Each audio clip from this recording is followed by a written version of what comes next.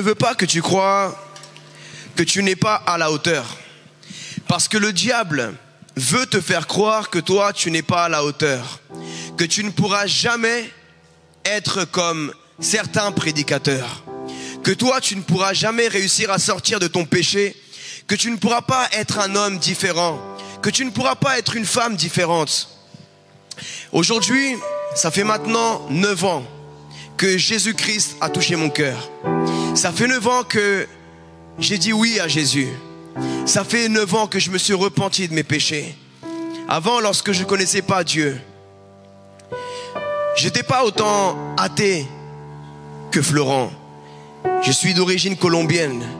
Je suis né ici. Enfin, pas ici, parce que je ne suis pas belge. Je suis né en France.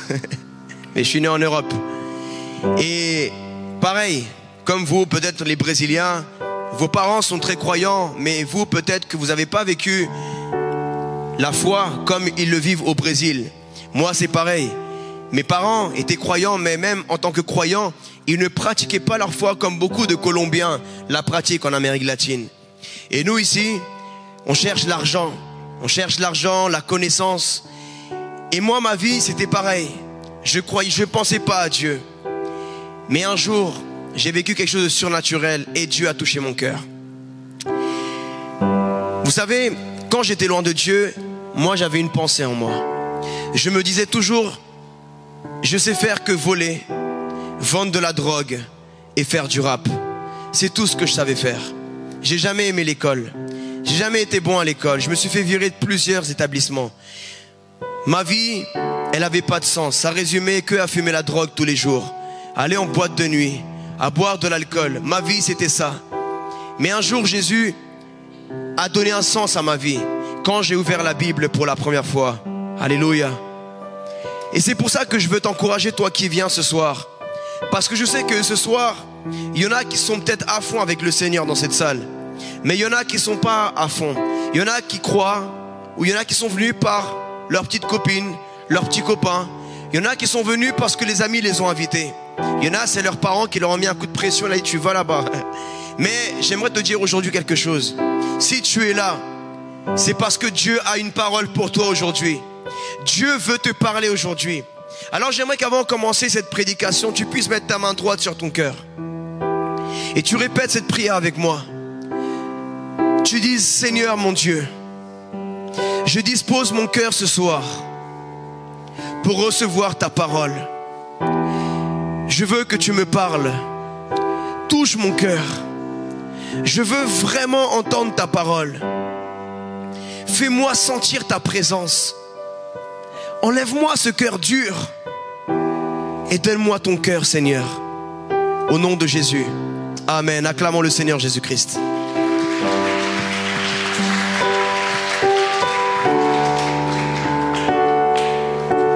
Le thème du message d'aujourd'hui s'intitule « La vie appartient à ceux qui se lèvent tôt ». Dis avec moi, la vie appartient à ceux qui se lèvent tôt. Amen. Et on va étudier ça ensemble. Parce qu'aujourd'hui, je suis pasteur d'une église à Paris. Mais je n'aurais jamais pensé qu'un jour, je serais pasteur. Je ne savais même pas c'était quoi un pasteur. Je ne savais même pas qui était Jésus. Je ne connaissais pas ce milieu. Je ne savais pas qu'il y avait des églises où il y avait des jeunes avant. Moi, je croyais que Dieu, c'était pour les personnes âgées. Avant, je disais Dieu, c'est pour les vieux.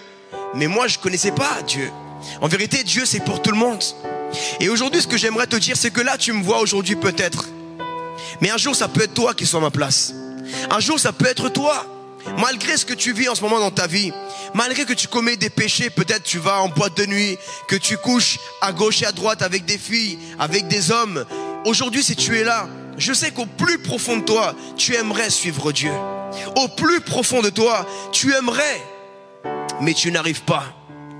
Dès que tu arrêtes pendant une semaine d'avoir des relations, tu retombes dans le péché. Dès que tu arrêtes peut-être 2 semaines, 1 mois, 3 semaines, tu retombes dans peut-être la cigarette. peut-être la musique du monde. Peut-être tu retombes dans certains péchés. Mais aujourd'hui, j'aimerais te dire que j'ai un antidote pour toi. Tout le monde sait ce que c'est un antidote? Non? Personne ne sait ce que c'est un antidote? Un vaccin. Comment on dit vaccin en brésilien, en portugais? Hein? Vaccine. Voilà, c'est la vaccine. La vaccine, hein, c'est la prière. Amen. La prière, quand on pense à la prière, on se dit non mais prier c'est trop dur, c'est pour les plus spirituels. Tu sais, prier ça veut dire quoi? Prier ça veut dire parler avec Dieu. Nous, on nous a longtemps appris que pour prier, il fallait forcément répéter et répéter et répéter. Mais quand tu parles à quelqu'un, tu lui parles avec ton cœur, n'est-ce pas? Alors quand tu pries, il faut que tu parles avec ton cœur. Et il ne faut pas que tu te dis, oui mais moi je ne prie pas comme mon frère à l'église.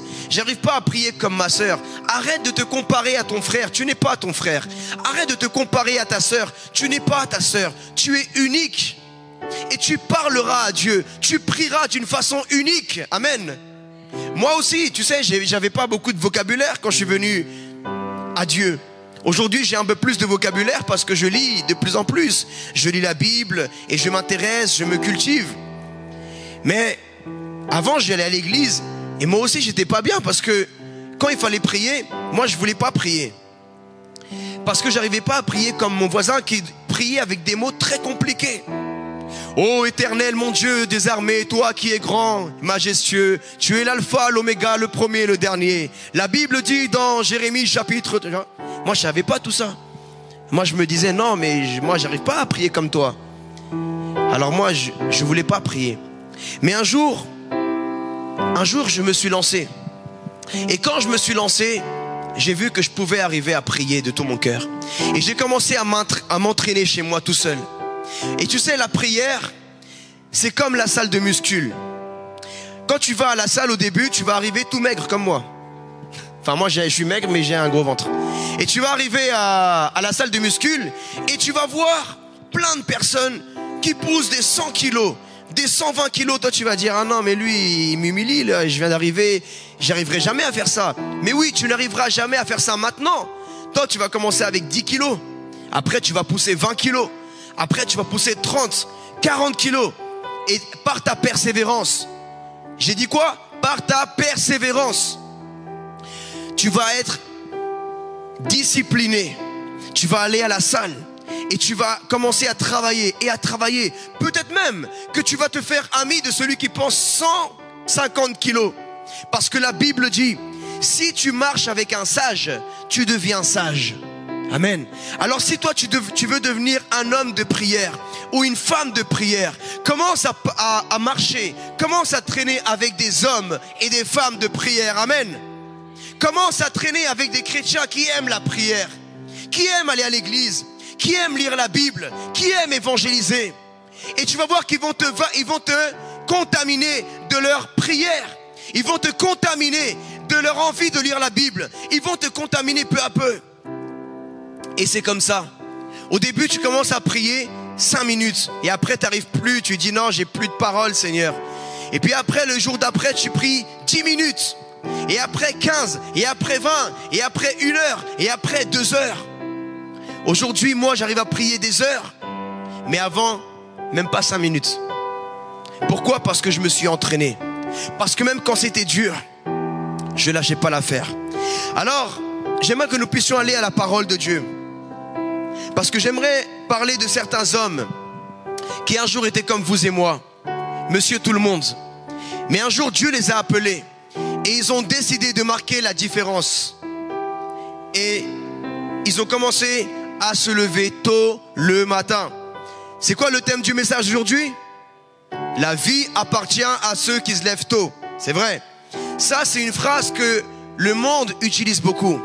Mais vous savez, dans la Bible, les plus grands hommes de Dieu, les plus grands serviteurs de Dieu, les plus grandes servantes de Dieu, ils se levaient tôt le matin.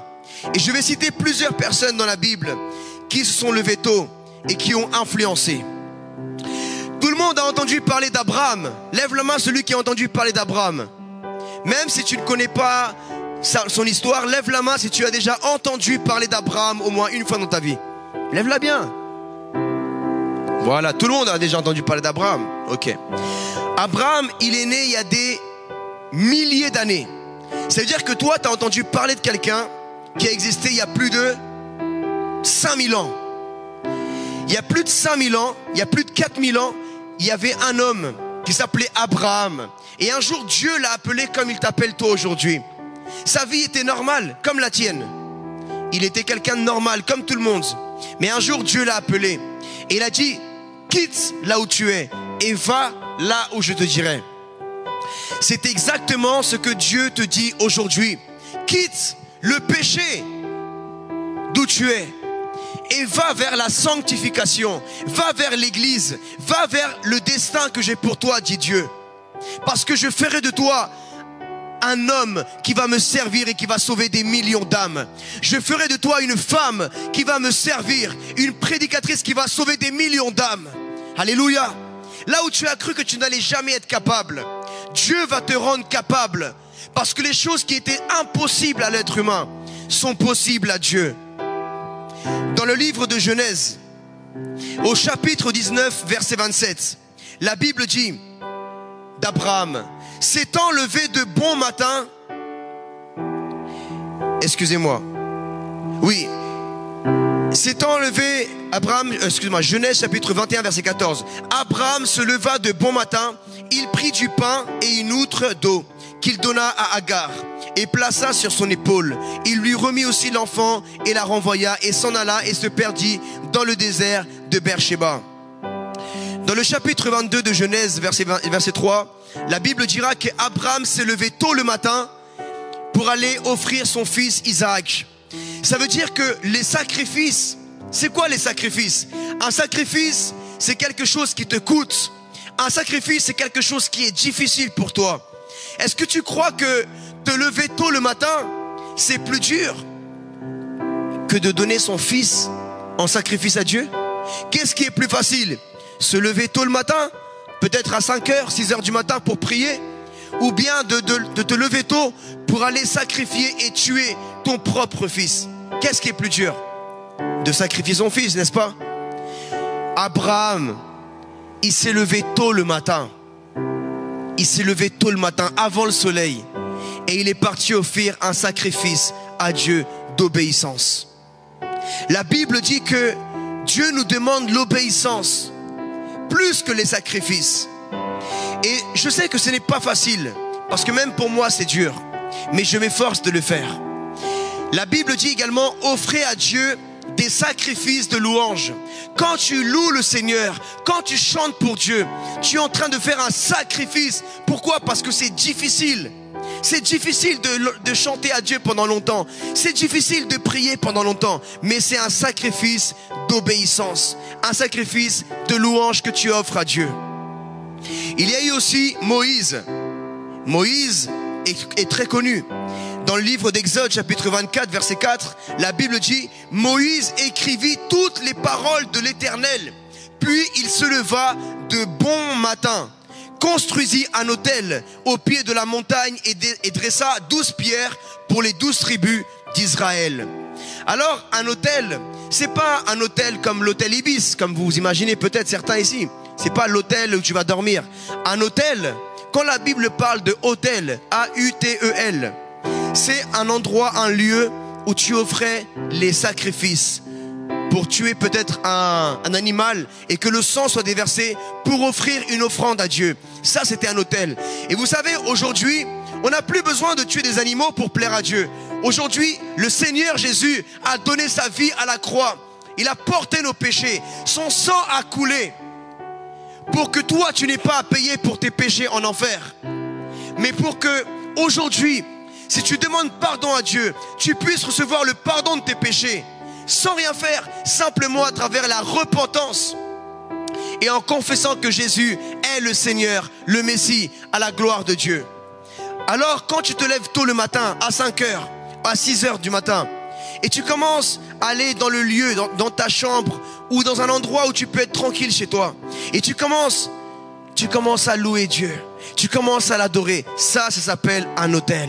Commence à avoir un lieu, un autel chez toi où tu te lèves tôt le matin. Tu me diras, oui mais pasteur, moi je peux pas. J'ai une grande famille nombreuse. Moi je viens d'une famille où on est 5. Nous on est 5. Ça veut dire que même moi c'était chaud pour prier quand j'ai donné ma vie au Seigneur, parce que j'ai 3 frères, j'ai 2 frères et j'ai 2 sœurs, j'ai ma mère, et je pouvais pas prier dans la chambre de mes frères parce qu'il y avait mes frères qui ronflaient, il y avait mes sœurs, elles aussi étaient là-bas, dans une autre chambre il y avait ma mère. Je pouvais prier parfois que dans la cuisine. Même si c'est la cuisine, va prier dans la cuisine. Même si c'est que dans le couloir, prie dans le couloir. L'endroit n'est pas important.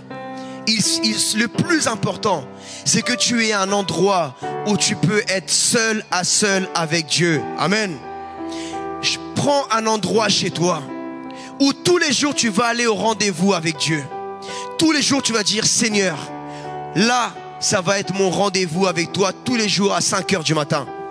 Tous les jours à 6 heures du matin. Même si c'est pendant 10 minutes.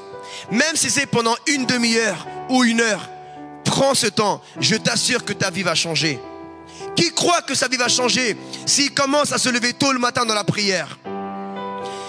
Vous savez, quand on commence à mener une vie de prière, on se prépare pour la journée. Moi, je vous vois tous tout beau, bien coiffés, bien habillés, du parfum, bien tout. Pourquoi tu t'es préparé pour venir à l'église? Ah oui? Eh bien, c'est pareil. Le matin, tu te prépares spirituellement. À chaque fois que tu vas sortir de chez toi, tu te prépares physiquement. Mais maintenant, il faut que tu te prépares spirituellement. Et comment tu vas le faire?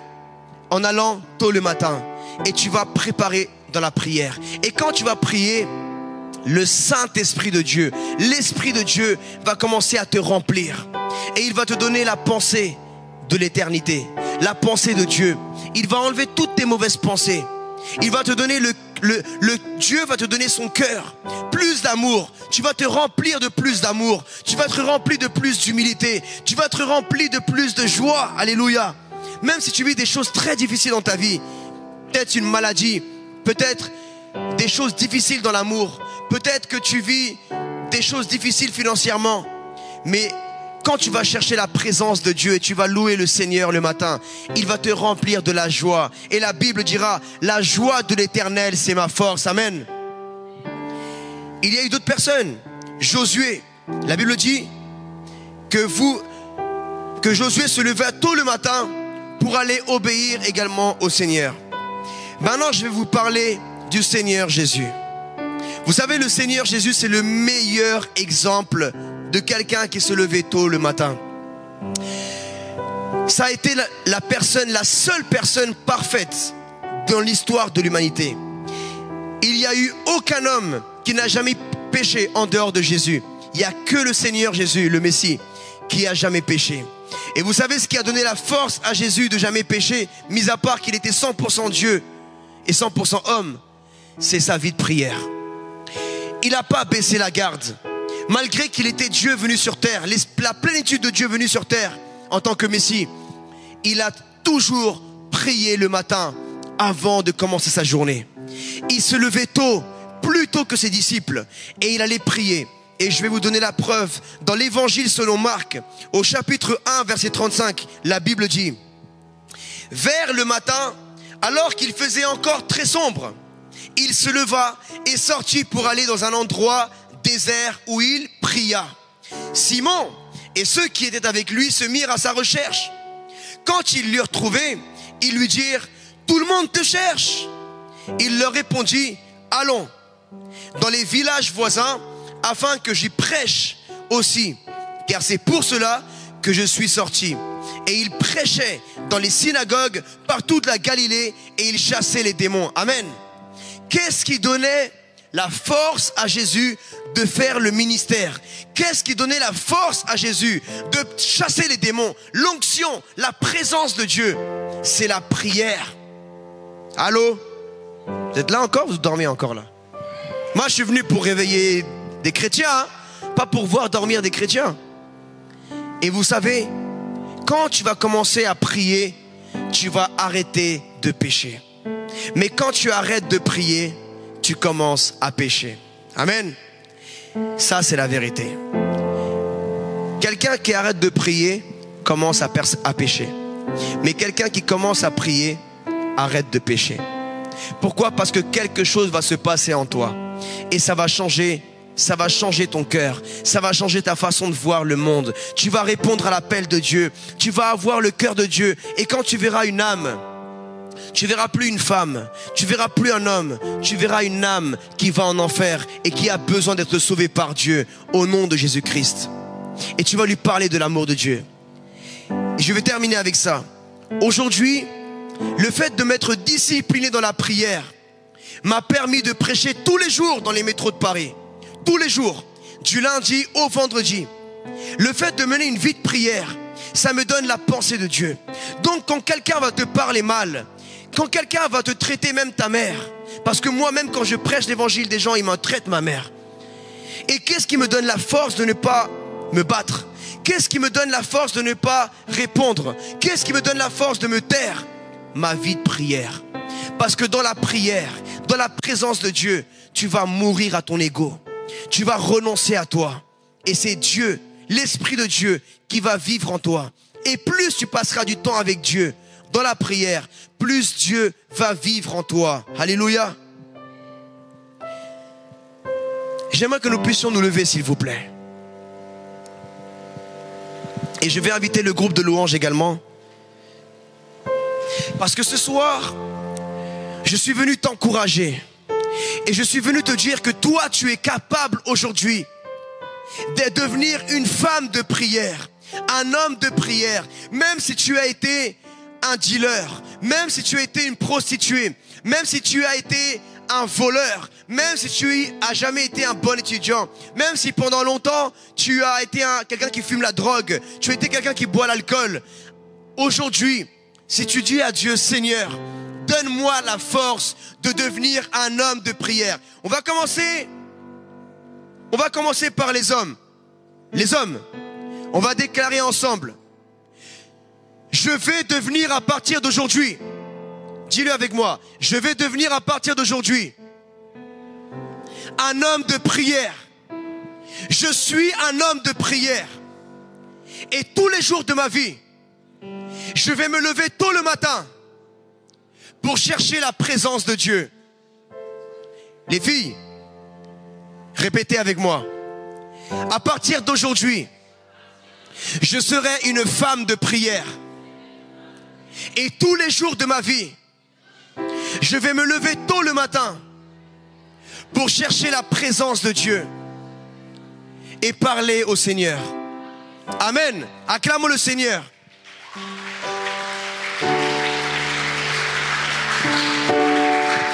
Lorsque le Seigneur Jésus était dans le jardin de Gethsémani, il a dit, Pierre, Pierre, veille et prie afin de ne pas céder à la tentation du péché. Cela, ça veut dire que si un chrétien veut mener une vie de sanctification, il doit d'abord mener une vie de prière. Quelqu'un qui ne mène pas une vie de prière ne peut pas mener une vie de sanctification. Tu sais pourquoi? Parce que tu ne pourras jamais, avec tes forces humaines, dire non à un homme. Ma sœur, tu ne pourras jamais, avec tes forces humaines, dire non au péché avec un homme. Mon frère, avec tes forces d'homme, tu ne pourras jamais dire à une femme non pour commettre le péché. Il n'y a que l'Esprit de Dieu, il n'y a que le Saint-Esprit qui peut te donner la force. Mais pour ça, tu as besoin d'aller chercher la prière, la présence de Dieu. Comme ça, quand tu seras face à un homme, il va te dire de pécher, tu dis non, parce que je suis une femme de prière et qui se sanctifie. Amen. Amen les filles. Maintenant les mecs, même s'il y a une femme qui vient vous dire, viens on va coucher ensemble, tu dis non, parce que je suis un homme de prière et un homme qui me sanctifie. Amen. Les hommes, pas assez de amen. Dis amen. Plus fort que le diable entend. Amen. Amen. Vous savez, la sainteté, dit la Bible, sans la sanctification, personne ne verra Dieu. Si tu ne cherches pas aujourd'hui la sainteté, et peut-être que demain tu meurs, et tu es en train de commettre le péché de la fornication, de coucher avec des hommes, de coucher avec des femmes, que tu es en train de passer ta vie en boîte de nuit et tu as une crise cardiaque ou tu as une bagarre et tu meurs dans un accident. Mon frère, ma soeur, tu es en train de risquer ton éternité en enfer. Ne joue pas avec ton âme. Ne joue pas avec ton éternité. Parce que Dieu veut que tu sois avec lui dans le ciel. Il a des récompenses pour toi. Il a des demeures dans le ciel pour toi. Il a un héritage merveilleux pour toi dans le ciel. Et ne laisse pas que le diable aujourd'hui vienne te voler ton héritage dans le ciel et ton ministère sur la terre. Ne change pas le ministère que Dieu a pour toi sur la terre pour coucher avec un homme ou coucher avec une femme. Ne change pas ton héritage pour un plat de lentilles. Mais je crois que dans une Bible brésilienne, il est écrit pour un churrasco ou una feijoada. Tu vois? Tu ne dois pas changer ton ministère pour una feijoada ou pour un churrasco. D'ailleurs, tout à l'heure, on va manger churrasco. Alléluia. Là, ça vous a réveillé, hein, les Brésiliens. Alors, simplement pour vous dire que on va passer un temps dans l'adoration. Je vais vous demander à vous tous de vous avancer, s'il vous plaît. Venez vous tous, avancez-vous, s'il vous plaît. Je veux voir personne dans les chaises. Tout le monde ici, il y a la place pour tout le monde, mes frères et sœurs. On va passer quelques minutes dans la présence de Dieu. Oublie ton pote, oublie ta copine. C'est entre toi et Dieu. Quand tu seras devant Dieu, il n'y aura pas ton copain, il n'y aura pas ta copine, il n'y aura pas le pasteur, il n'y aura pas tes parents, il n'y aura que toi et Dieu. Amen. Alors je vais t'inviter à disposer ton cœur, à fermer tes yeux. Et le Saint-Esprit va envahir cette salle. Et il va y avoir des guérisons dans cette salle ce soir. Il va y avoir des délivrances ce soir. Le Seigneur va guérir des cœurs. Le Seigneur va délivrer. Le Seigneur va te restaurer. Il va te donner la force et la capacité de pouvoir le chercher dans la présence de Dieu. Alors je vais t'inviter à fermer tes yeux ce soir. Ferme tes yeux. Alléluia. Commence à lui parler. Commence à lui parler. Adore-le, adore-le, adore-le.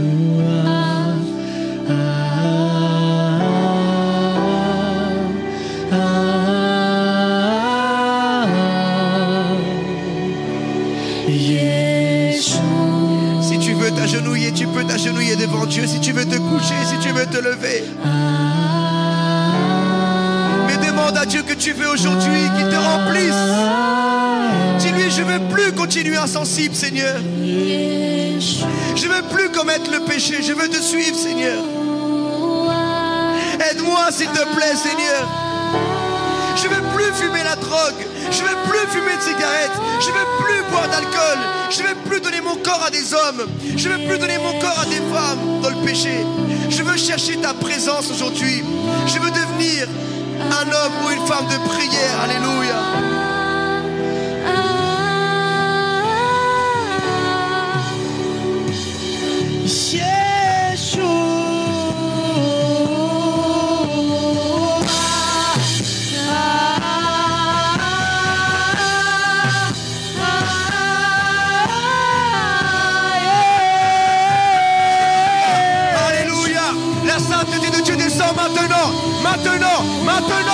Maintenant, j'appelle la sainteté de Dieu. Maintenant, dans ce lieu, la sainteté de Dieu commence à te remplir. Le Saint-Esprit descend sur toi. J'appelle le baptême du Saint-Esprit dans ce lieu. Le baptême de feu. Le baptême de feu. Commence à te remplir maintenant. Oh, alléluia.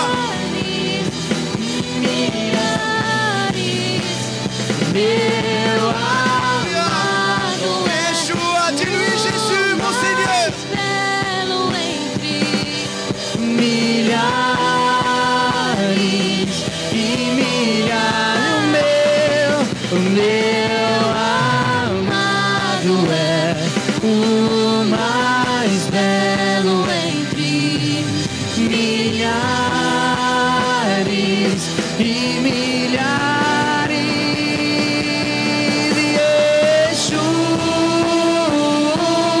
Continue, cherche-le, cherche-le.